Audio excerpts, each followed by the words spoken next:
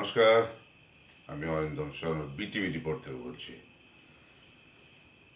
সমগ্র শিক্ষা মিশনের অন্তর্গত বিশেষ করে প্যারা টিচার সহ এসএসকে এমএসকে পৌরসভা এসএসকে এমএসকে শিক্ষা মিত্র, শিক্ষা বন্ধু, একাডেমিক সুপারভাইজার এবং তৎসঙ্গে মাদ্রাসা শিক্ষা কেন্দ্র এমএসকে সমস্ত শিক্ষক শিক্ষিকাদের উদ্দেশ্যে এই প্রতিবেদন।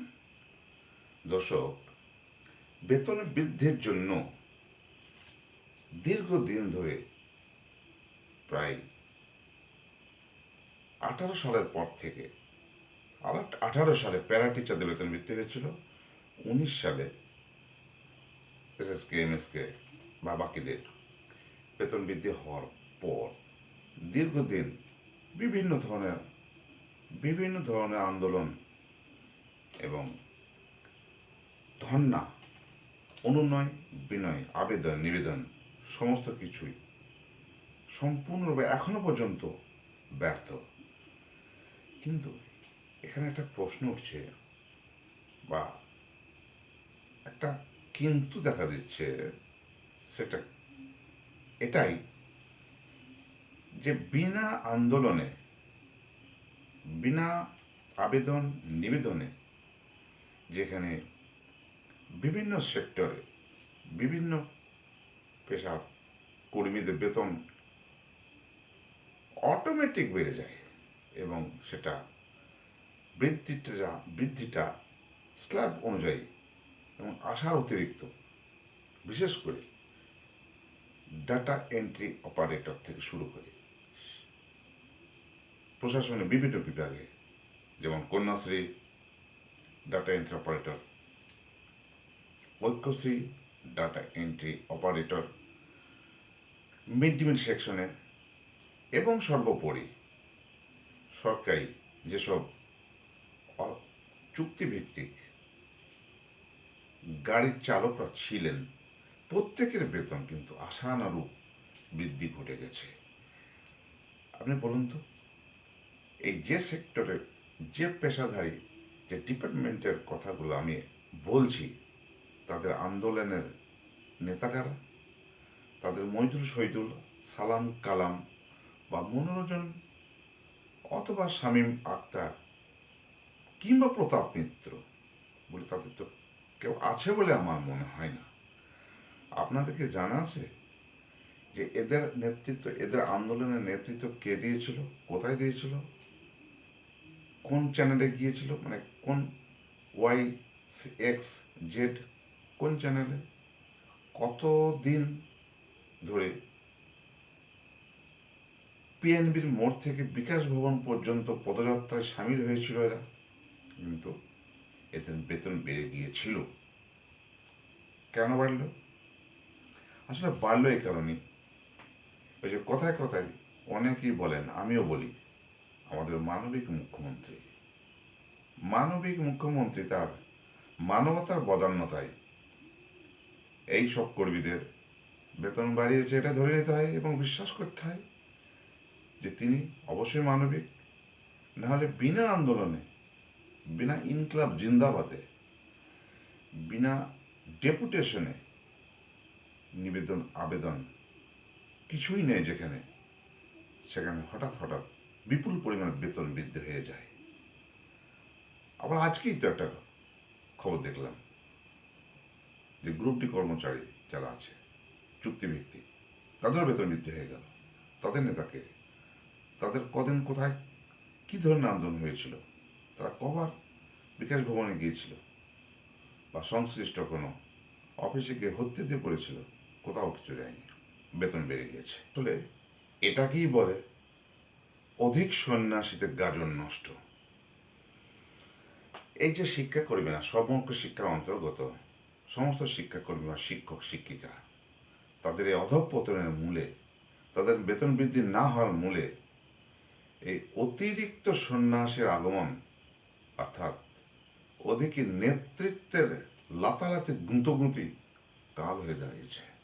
কারণ সরকার বুঝতে পেরে গেছে যে এদের নিজেদের ভেতরেই ঐক্য নেই, অতএব এরা যে আন্দোলনে করুক, যে আবেদন নিবেদনে করুক, এটা কোনো প্রভাব ফেলবে না সরকারি সরকার চালাতে বা ভোটের বাক্সে।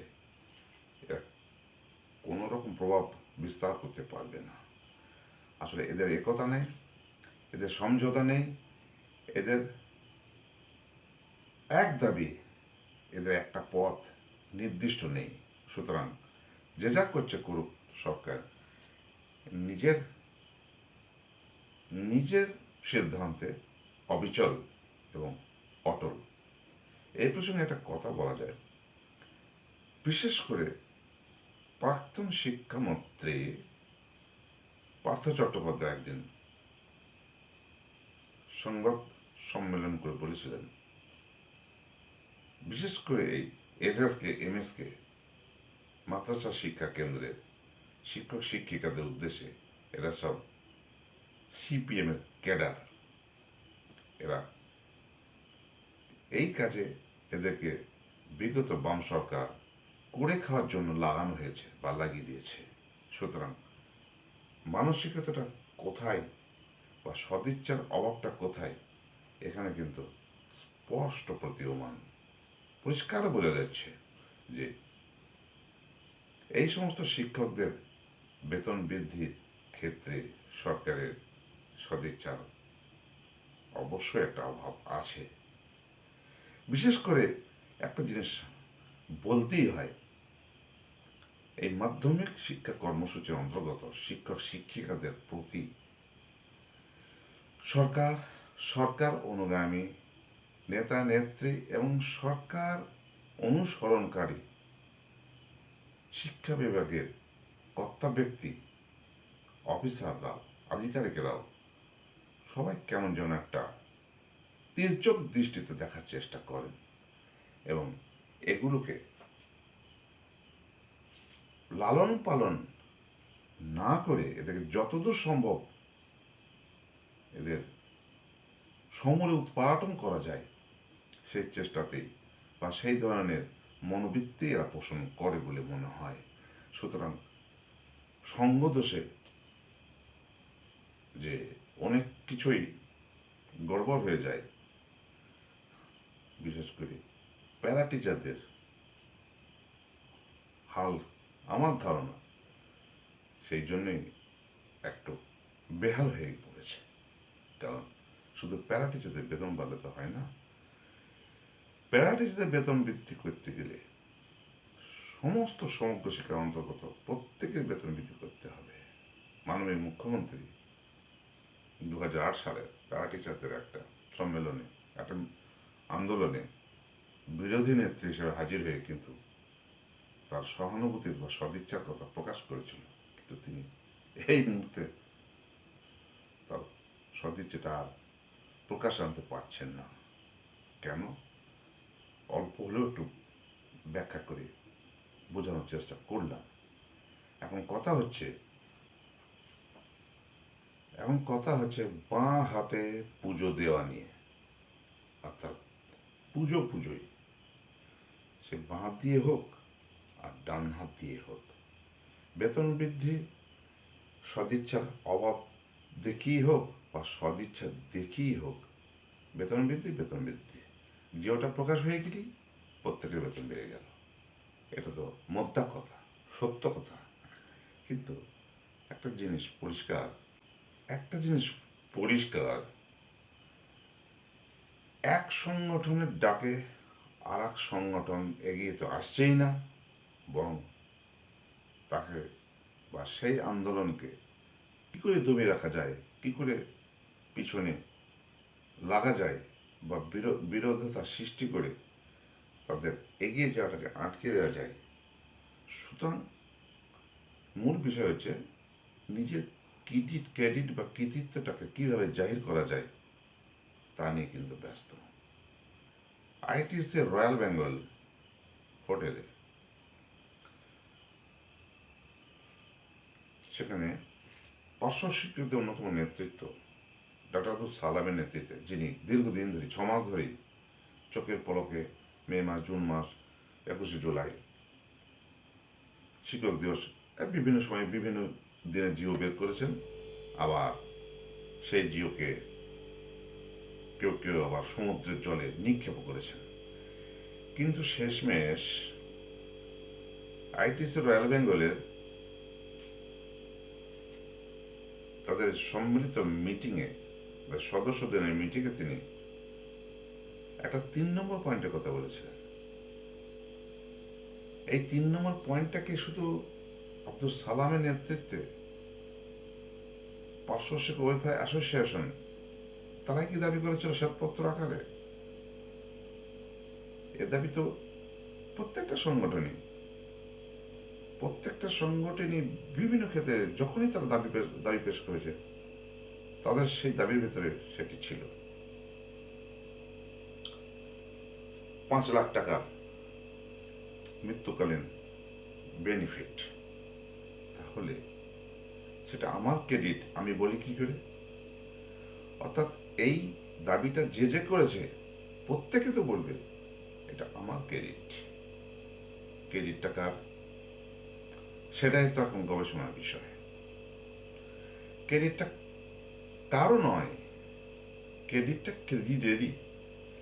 ক্রেডিট নিজেই তার ক্রেডিট সৃষ্টি করছে, সেটাই তো প্রমাণ হচ্ছে। কারণ একজন যদি যে দাবিটা করেছে সেটাই যদি মান্যতা পেত তাহলে ঠিক ছিল। কিন্তু 5টা সংগঠন একই দাবি করলো, মান্যতা পেয়ে গেল। 5জনই তো সেই কৃতিত্বের দাবিদার, নয় কি? তবে যেটুকু বুঝছি আর দেখছি, গত 20শে আগস্ট